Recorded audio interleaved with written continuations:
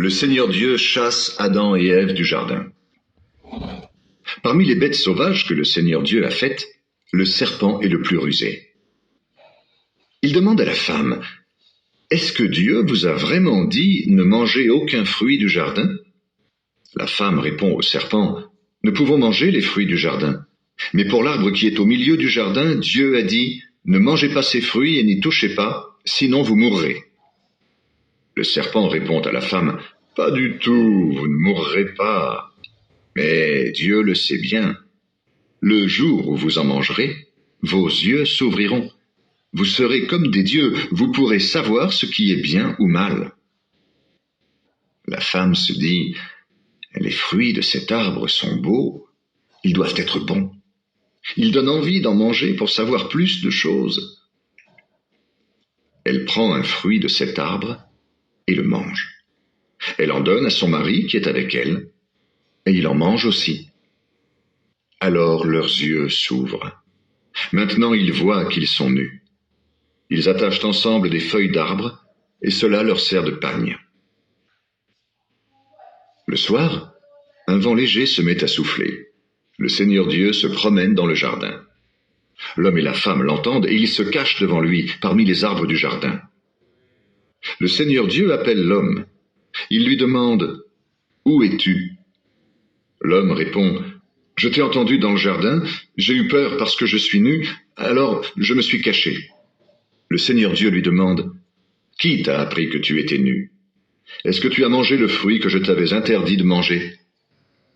L'homme répond, « La femme que tu m'as donnée, c'est elle qui m'a donné ce fruit et j'en ai mangé. » Le Seigneur Dieu dit à la femme, « Qu'est-ce que tu as fait là ?»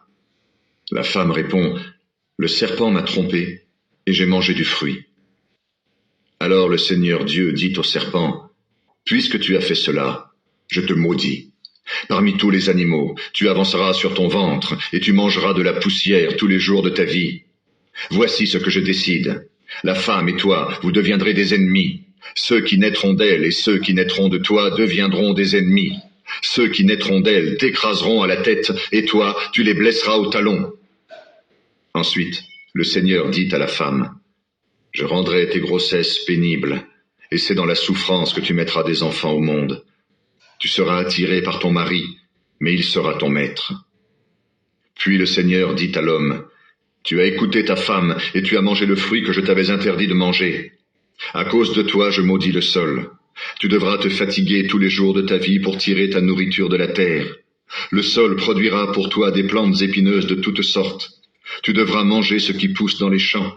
Tu gagneras ta nourriture en transpirant beaucoup jusqu'à ta mort. À ce moment-là, tu retourneras dans la terre d'où tu viens. Oui, tu es fait de poussière, et tu retourneras à la poussière. » L'homme, Adam, donne à sa femme le nom d'Ève, c'est-à-dire la vivante. En effet, elle est la mère de tous les vivants. Le Seigneur Dieu fait des vêtements en peau d'animal pour l'homme et la femme, et il les habille de cette façon. Le Seigneur Dieu se dit, « Eh bien, l'homme est devenu comme un Dieu. Il connaît ce qui est bien ou mal. Maintenant, il ne faut pas qu'il prenne aussi les fruits de l'arbre de la vie. S'il en mangeait, il vivrait pour toujours. » Alors, le Seigneur Dieu chasse l'homme du jardin d'Éden et il l'envoie cultiver la terre qui a servi à le faire. Après que le Seigneur a chassé l'homme, il place des chérubins à l'est du jardin d'Éden. Avec une épée de feu qui tourne dans tous les sens, les chérubins gardent l'entrée du chemin qui conduit à l'arbre de la vie.